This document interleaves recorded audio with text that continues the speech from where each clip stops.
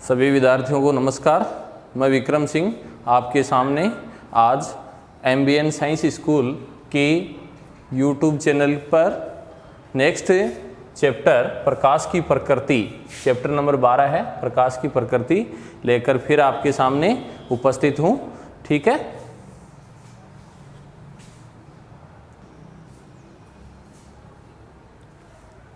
आज हम प्रकाश की प्रकृति के बारे में पढ़ेंगे। ठीक है, अब सबसे पहले अपन पार्ट नंबर 1 शुरू करते हैं। पार्ट नंबर 1 प्रकाश की प्रकृति। सबसे पहले हमें ये समझना है कि प्रकाश की कैसी प्रकृति होती है। ध्यान दें, प्रकाश की द्वैत प्रकृति होती है। द्वैत, इसका अर्थ क्या है? यानी प्रकाश की दो प्रकार की प्रकृति मानी जाती है, तरंग तथा कण। तरंग तथा कण, यानी प्रकाश की द्वैत प्रकृति होती है, तरंग प्रकृति और कण प्रकृति। प्रकाश की कुछ घटनाएं जो हमने चैप्टर नंबर 11 में पढ़ी हैं, जैसे परावर्तन, अपवर्तन, इसके अलावा कुछ घटनाएं जो हम इस चैप्टर नंबर 12 में पढ़ेंगे, व्यतिकरण, विवर्तन, ध्रुवण। ठीक है, ये सारी घटनाएं तरंग प्रकृति से समझाई जाती हैं और कुछ घटनाएं ऐसी होती हैं जिनकी व्याख्या तरंग प्रकृति से नहीं की जा सकती। उन घटनाओं को प्रकाश की कण अथवा फोटोन प्रकृति से समझाया जा सकता है। तो इसमें ये ध्यान देना है कि प्रकाश स्रोत से प्रकाश का जब उत्सर्जन होता है तो ऊर्जा के छोटे छोटे कणों के रूप में ही होता है। ठीक है, और जब प्रकाश का एक स्थान से दूसरे स्थान तक संचरण होता है तो प्रकाश की तरंग प्रकृति मानी जाती है। यानी वर्तमान में प्रकाश की द्वैत प्रकृति मान्य है, तरंग तथा कण। कुछ घटनाओं में प्रकाश तरंग के समान व्यवहार करता है, जबकि कुछ घटनाओं में प्रकाश कण के समान व्यवहार करता है। जब प्रकाश का संचरण एक स्थान से दूसरे स्थान तक होता है तो प्रकाश की तरंग प्रकृति मान ली जाती है, और जब प्रकाश कोई धातु पर गिरता है तब इसकी कण प्रकृति अथवा फोटोन प्रकृति प्रदर्शित होती है। ठीक है, परावर्तन, अपवर्तन, व्यतिकरण, विवर्तन और ध्रुवण, इन घटनाओं में प्रकाश की तरंग प्रकृति मानी जाती है। अर्थात इन घटनाओं को तरंग प्रकृति से समझा जा सकता है। इसके अलावा प्रकाश विद्युत प्रभाव को समझने के लिए हमें प्रकाश की कण अथवा फोटोन प्रकृति माननी पड़ती है। ठीक है, यानी प्रकाश विद्युत प्रभाव की जो घटना है उसको हम कण प्रकृति अथवा फोटोन प्रकृति से ही समझ सकते हैं। तो इस प्रकार से अब आप समझ गए हैं कि प्रकाश की द्वैत प्रकृति होती है, तरंग तथा कण।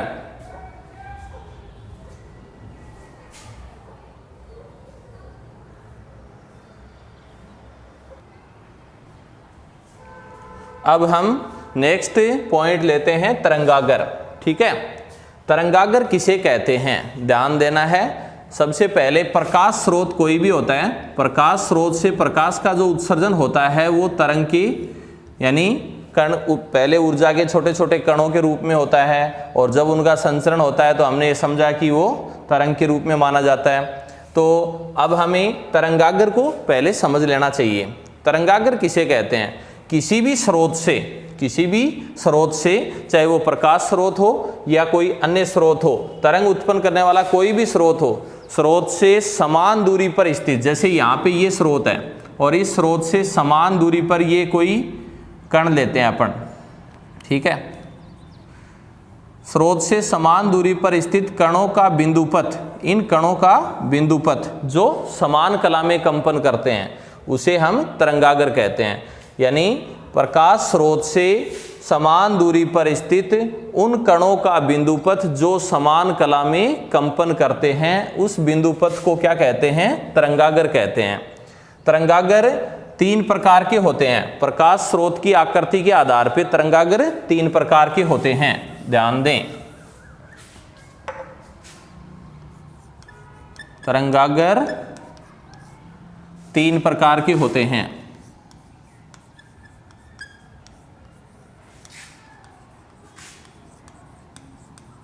नंबर 1 पहला कौन सा है? गोलीय तरंगागर।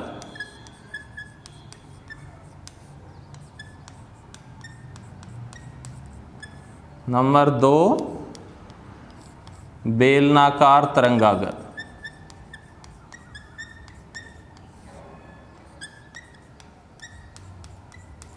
और तीसरा है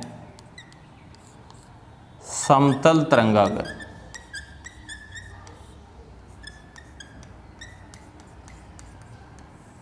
ठीक है, इस प्रकार से प्रकाश स्रोत की आकृति के आधार पे, यानी प्रकाश स्रोत कैसा है उसकी आकृति के आधार पे और उससे उत्पन्न होने वाले जो तरंगागर हैं वो 3 प्रकार के माने जाते हैं: गोलीय तरंगागर, बेलनाकार तरंगागर और समतल तरंगागर।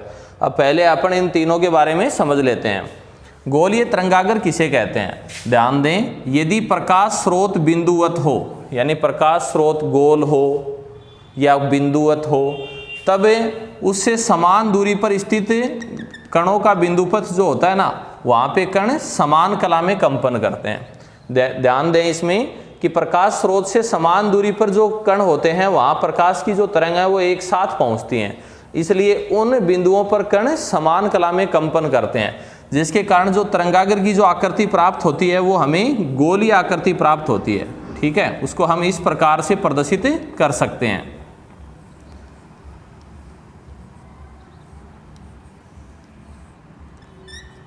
ये हुआ गोलीय तरंगागर।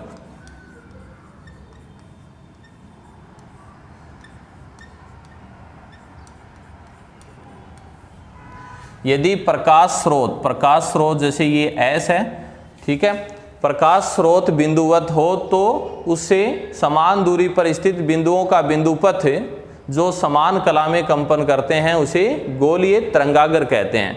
यानी गोल या बिंदु के समान अगर प्रकाश स्रोत है तो उससे उत्पन्न होने वाले तरंगागर की जो आकृति है वो गोल ही होगी और हम उसको गोलीय तरंगागर कह सकते हैं। दूसरा है बेलनाकार तरंगागर। बेलनाकार तरंगागर कैसा होता है? ध्यान दें, ये देखो जैसे ये चाक है, प्रकाश स्रोत यदि बेलनाकार रूप में हो अर्थात किसी छड़ के रूप में हो, ऐसा हो, ठीक है, यदि प्रकाश स्रोत किसी छड़ के रूप में हो तब उससे उत्पन्न तरंगागर की आकृति बेलनाकार होती है। उसको इस प्रकार से प्रदर्शित किया जाता है।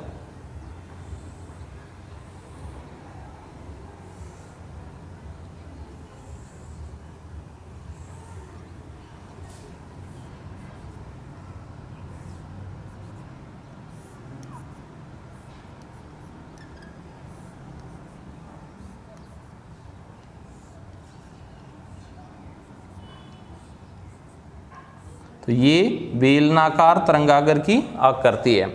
यदि प्रकाश स्रोत लंबी छड़ के रूप में हो तब उससे उत्पन्न तरंगागर को बेलनाकार तरंगागर कहते हैं, क्योंकि प्रकाश उसके चारों ओर बेलनाकार आकृति में ही फैलता है। तो ये हुआ बेलनाकार तरंगागर।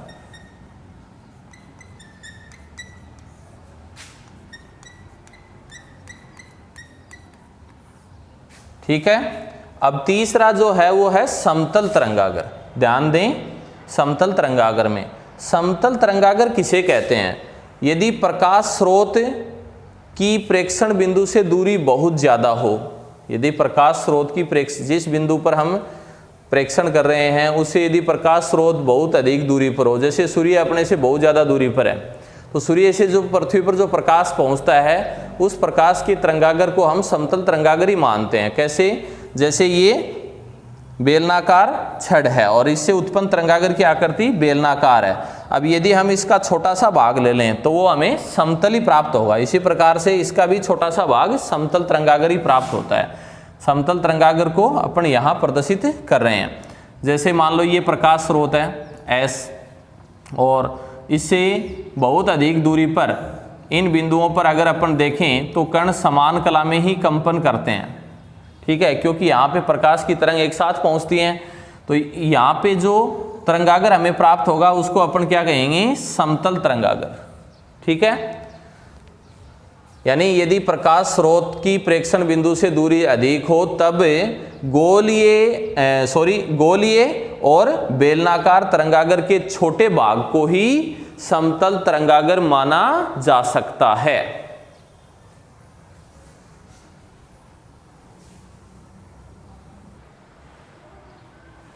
समतल तरंगागर को हम निम्न प्रकार से प्रदर्शित कर सकते हैं। ऐसे सीधी रेखा से भी प्रदर्शित कर सकते हैं समतल तरंगागर को, और ऐसे भी प्रदर्शित कर सकते हैं। ध्यान दें, जैसे समतल तरंगागर को अपन इस प्रकार से प्रदर्शित करें,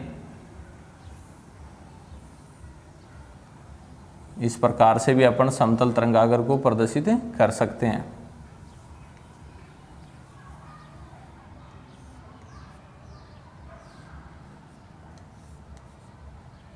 तो ये हुआ समतल तरंगागर। ठीक है, ये पीछे से आने वाली प्रकाश की क्या हैं, किरणें हैं।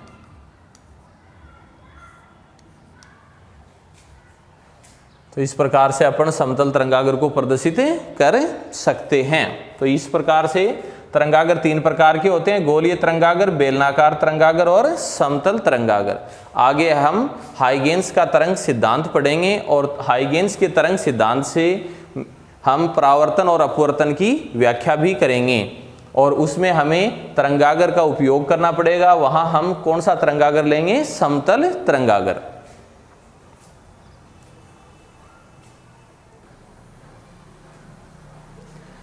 नेक्स्ट पॉइंट है हाइगेन्स का तरंग सिद्धांत। ध्यान दें, हाइगेन्स का तरंग सिद्धांत क्या है। इस सिद्धांत के अनुसार प्रकाश स्रोत से प्रकाश का उत्सर्जन तरंगागर के रूप में होता है। इस सिद्धांत के अनुसार प्रकाश स्रोत से प्रकाश का उत्सर्जन तरंगागर के रूप में होता है, और तरंगागर का प्रत्येक बिंदु नए विक्षोभ का स्रोत माना जा सकता है।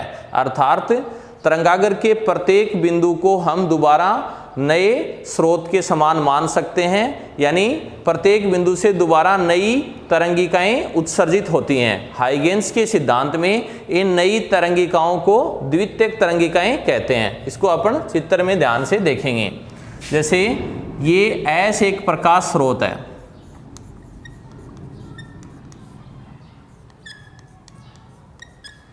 अब इससे जो स्रोत S से, और जैसे ये तरंगिकाएं निकलती हैं यहाँ पे इस प्रकार से, तो यहाँ पे हमें तरंगागर की प्राप्ति होती है। ऐसे ये हाइगेन्स के सिद्धांत के अनुसार प्राथमिक तरंगागर होता है। अपन इसको नाम दे दें जैसे A B, तो ये AB क्या हुआ, प्राथमिक तरंगागर हो गया। यहाँ पे जैसे मैं पॉइंट नंबर 1 2 3 इस प्रकार से इन बिंदुओं को नाम लगा दूं, 1 2 और 3।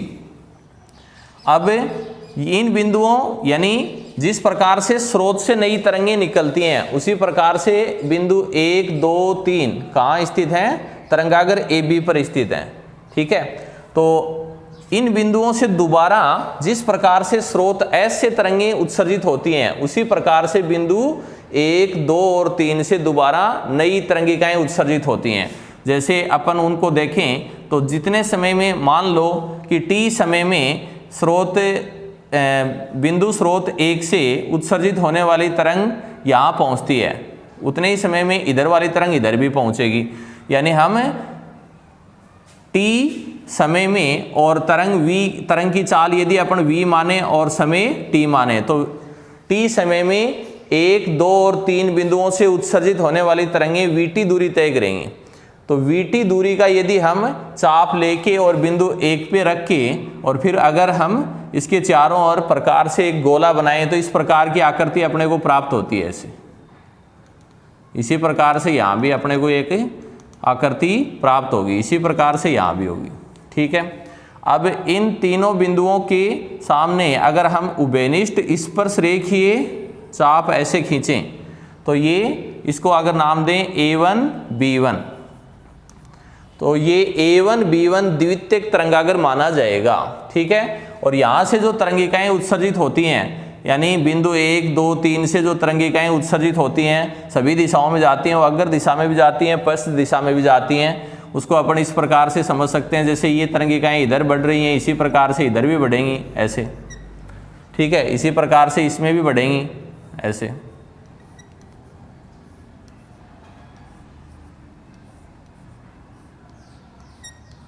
तो ये हाइगेन्स के तरंग सिद्धांत के अनुसार ये ए बी प्राथमिक तरंगागर है जो स्रोत से सबसे पहले उत्सर्जित होता है। उसके बाद में तरंगागर का प्रत्येक बिंदु नए स्रोत का काम करता है, यानी प्रत्येक बिंदु से दोबारा नई तरंगें उत्सर्जित होती हैं। जिस प्रकार से स्रोत से होती हैं वैसे ही प्रत्येक बिंदु से होने लगती हैं। अब ये तरंगिकाएं टी समय में समान दूरी तय करेंगी सभी। तो अगर आप टी तरंग की चाल v माने और दूरी बराबर चाल गुणा समय vt त्रिज्या लेके अगर हम चाप खींचें यहाँ से, तो हमें A1 B1 नया तरंगागर अपने को इनके स्पर्श रेखीय ढाल पे प्राप्त होता है। ठीक है, इसको अपन द्वितीयक तरंगागर कह सकते हैं। इसी प्रकार से पीछे की ओर अगर अपन चाप खींचेंगे तो इस प्रकार का प्राप्त होगा अपने को। इसको अपन नाम दें A2 B2। ठीक है, इसे पश्च तरंगागर कहते हैं। A2 B2 को क्या कहते हैं? पश्च तरंगागर। लेकिन हाइगेन्स के सिद्धांत में A2 B2 जो पश्च तरंगागर है, जो स्रोत की ओर है, उसको नकार दिया गया था। अर्थात हाइगेन्स ने ये कहा कि द्वितीयक जो तरंगिकाएं होती हैं, ये द्वितीयक तरंगिकाएं हैं, इनका आयाम आगे की ओर ही अधिकतम होता है। पश्च दिशा में इनका आयाम शून्य होता है, अर्थात पीछे की ओर कोई तरंगागर गति नहीं करता है। केवल अग्र दिशा में ही अपने को तरंगागर की प्राप्ति होती जाती है। जैसे पहला तरंगागर, दूसरा तरंगागर, तीसरा तरंगागर, ऐसे तरंगागर आगे बढ़ते जाते हैं, लेकिन पीछे की ओर स्रोत की ओर कोई तरंगागर उपस्थित नहीं होता। ऐसा हाइगेन्स के सिद्धांत में माना जाता है। ठीक है, तो ये हाइगेन्स का तरंग सिद्धांत के लिए चित्र है और इसको अपन समतल तरंगागर के रूप में भी प्रदर्शित कर सकते हैं। अगर हम समतल तरंगागर के रूप में इसको प्रदर्शित करें तो मान लो स्रोत से ये बिंदु ए 1 2 3, ठीक है, जैसे आप कितने भी दूरी पे माने, जैसे ये स्रोत S है, इससे समान दूरी पर बिंदु 1 2 3 है। यहाँ प्रकाश की तरंगें एक साथ पहुंचेंगी तो ये कण समान कला में कंपन करेंगे, तो ये समतल तरंगागर प्राप्त हुआ अपने को।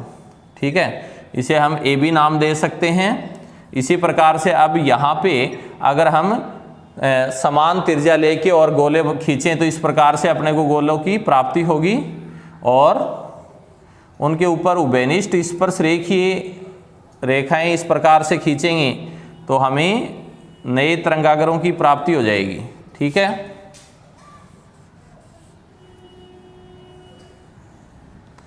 यानी ये तरंगागर A1 B1 जैसा पीछे वाले चित्र में है और ये हुआ A2 B2। तो ये तो पश्च तरंगागर हो गया। पश्च तरंगागर की उपस्थिति इसमें नहीं होती है, यानी पीछे की ओर कोई तरंगागर हमें प्राप्त नहीं होता है वास्तविकता में। लेकिन अगर जो तरंगागर है द्वितीयक तरंगागर कौन सा होगा? A1 B1। अगर दिशा में ही द्वितीयक तरंगिकाएं जो होती हैं, हाइगेन्स के सिद्धांत में माना गया कि द्वितीयक तरंगिकाएं जो तरंगागर के प्रत्येक बिंदु से उत्सर्जित होती हैं उनका अग्र दिशा में ही आयाम अधिकतम होता है। पश्च दिशा में आयाम शून्य होता है, इसलिए पीछे की ओर हमें कोई तरंगागर की प्राप्ति नहीं होगी, केवल अग्र दिशा में हमें द्वितीयक तरंगागर प्राप्त हो जाएगा। फिर द्वितीयक तरंगागर का प्रत्येक बिंदु दोबारा नए स्रोत का कार्य करेगा, अर्थात प्रत्येक बिंदु से दोबारा नई तरंगिकाएं उत्सर्जित होने लगती हैं। इस प्रकार से प्रकाश स्रोत से प्रकाश का उत्सर्जन होता है और तरंगागर के रूप में प्रकाश का आगे संचरण होता रहता है। तो ये है हाइगेन्स का तरंग सिद्धांत। एक बार फिर से हाइगेन्स के तरंग सिद्धांत की मुख्य बातें क्या क्या हैं। इस सिद्धांत के अनुसार प्रकाश स्रोत से प्रकाश का उत्सर्जन तरंगागर के रूप में होता है और उस तरंगागर का प्रत्येक बिंदु दोबारा से नए विक्षोभ अर्थात नई तरंगिकाएं उत्सर्जित करने का कार्य करता है। यानी प्रकाश स्रोत से प्रकाश का उत्सर्जन तरंगागर के रूप में होता है और तरंगागर के प्रत्येक बिंदु से दोबारा नई तरंगिकाएं उत्सर्जित होती हैं। यानी प्रत्येक बिंदु तरंगागर का प्रत्येक बिंदु नए विक्षोभ का स्रोत माना जा सकता है। और ये जो नई तरंगिकाएं तरंगागर के प्रत्येक बिंदु से उत्सर्जित होती हैं इन्हें द्वितीयक तरंगिकाएं कहते हैं। और द्वितीयक तरंगिकाओं का आयाम अग्र दिशा में अधिकतम होता है, पश्च दिशा में इनका आयाम शून्य माना जाता है। यदि हम तरंग की चाल v माने और t समय में तय की गई दूरी निकालें तो हमें VT प्राप्त होगी। तो VT त्रिज्या का चाप अगर अपन बिंदु 1, 2, 3 पर खींचें तब हमें अग्र दिशा के लिए तरंगागर A1 B1 प्राप्त हो जाएगा और पश्च दिशा के लिए A2 B2 हो जाएगा। हाइगेन्स के सिद्धांत के अनुसार पश्च दिशा में तरंगागर उपस्थित नहीं होता है, केवल अग्र दिशा में ही तरंगागर की हमें प्राप्ति होती जाती है। तो AB है ये प्राथमिक तरंगागर हुआ और A1 B1 है ये द्वितीयक तरंगागर हुआ और ये हुई द्वितीयक तरंगिकाएं। ठीक है, और अगर हम समतल तरंगागर के लिए चित्र बनाना चाहते हैं तो हम इसी चित्र को ऐसे भी प्रदर्शित कर सकते हैं। इसमें AB प्राथमिक तरंगागर हुआ, A1 B1 द्वितीयक तरंगागर और ये द्वितीयक तरंगिकाएं जिनका आयाम अग्र दिशा में अधिकतम है। ठीक है, A2 B2 पश्च तरंगागर माना जाता है, लेकिन हाइगेन्स के सिद्धांत में पश्च तरंगागर को नकारा गया है।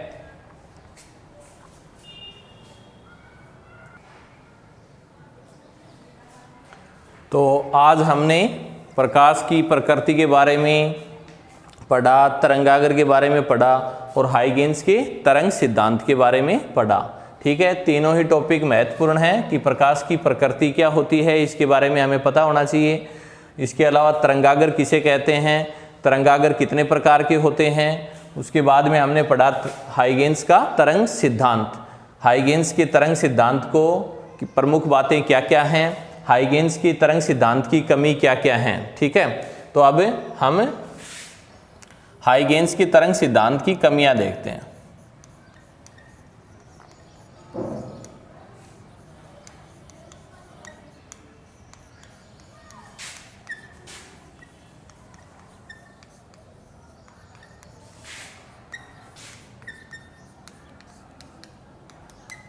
हाइगेन्स के तरंग सिद्धांत की देखो एक सबसे महत्वपूर्ण कमी ये है कि हाइगेन्स के तरंग सिद्धांत में ये माना गया कि प्रकाश स्रोत से प्रकाश का उत्सर्जन तरंगागर के रूप में होता है और तरंगागर का प्रत्येक बिंदु नए स्रोत का कार्य करता है और प्रत्येक बिंदु से नई तरंगिकाएं उत्सर्जित होती हैं।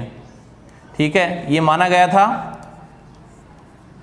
लेकिन इन तरंगिकाओं का आयाम अग्र दिशा में ही अधिकतम होता है, पश्च दिशा में इनका आयाम शून्य माना गया था। ठीक है, यानी द्वितीयक तरंगिकाएं केवल अग्र दिशा में ही हमें प्राप्त होती हैं प्रत्येक बिंदु से, पश्च दिशा में द्वितीयक तरंगिकाएं का आयाम शून्य होता है, यानी पीछे की ओर हमें कोई तरंगागर की प्राप्ति नहीं होती है। ये हाइगेन्स के सिद्धांत की कमी मानी जाती है। ठीक है, द्वितीयक तरंगिकाओं का आयाम अग्र दिशा में अधिकतम होता है, पश्च दिशा में शून्य होता है। अब हाइगेन्स के सिद्धांत में इस बात को स्पष्ट नहीं किया गया कि पश्च दिशा में द्वितीयक तरंगिकाओं का आयाम शून्य क्यों होता है या पश्च तरंगागर की प्राप्ति हमें क्यों नहीं होती है। इस बात का स्पष्टीकरण इस सिद्धांत में नहीं किया गया है, ये इस सिद्धांत की कमी मानी जाती है। ठीक है, अब नेक्स्ट पार्ट में हम हाइगेन्स का जो सिद्धांत हमने पढ़ा है, इस सिद्धांत से हम प्रकाश के परावर्तन की और अपवर्तन की व्याख्या करेंगे। यानी हम पीछे चैप्टर नंबर 11 में हमने प्रकाश के परावर्तन के बारे में पढ़ा है, तो वो सारी बातें हमें याद रहनी चाहिए। अपवर्तन के बारे में पढ़ा है, वो भी हमें याद रहनी चाहिए। अब पीछे हमने प्रकाश किरण लेके परावर्तन और अपवर्तन को स्पष्ट किया था। प्रकाश की किरण से ही हमने प्रकाश के परावर्तन को समझा था और अपवर्तन को समझा था। इसमें एक बात ध्यान देने वाली है कि प्रकाश की जो किरण है वो ही प्रकाश की तरंग होती है।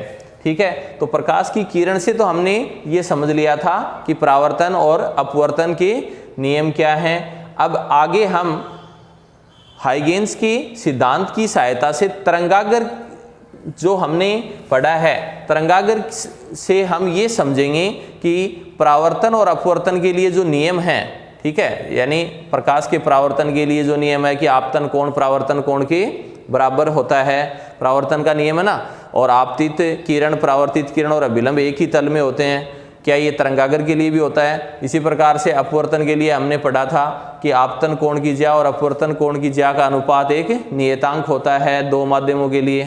ठीक है, और आपतित किरण अपवर्तित किरण और अभिलंब एक ही तल में होते हैं, ये अपवर्तन के नियम है।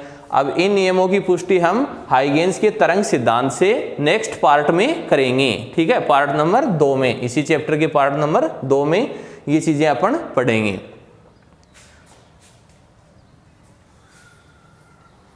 तो आज का जो पार्ट है वो अपन यहीं समाप्त करते हैं। ज़्यादा से ज़्यादा वीडियो को आप लाइक करेंगे, शेयर करेंगे और अच्छी तरीके से जो चीज़ें बताई गई हैं उनको समझेंगे। और नेक्स्ट पार्ट में हम पढ़ेंगे हाइगेन्स के तरंग सिद्धांत से प्रकाश के परावर्तन की और अपवर्तन की व्याख्या। धन्यवाद।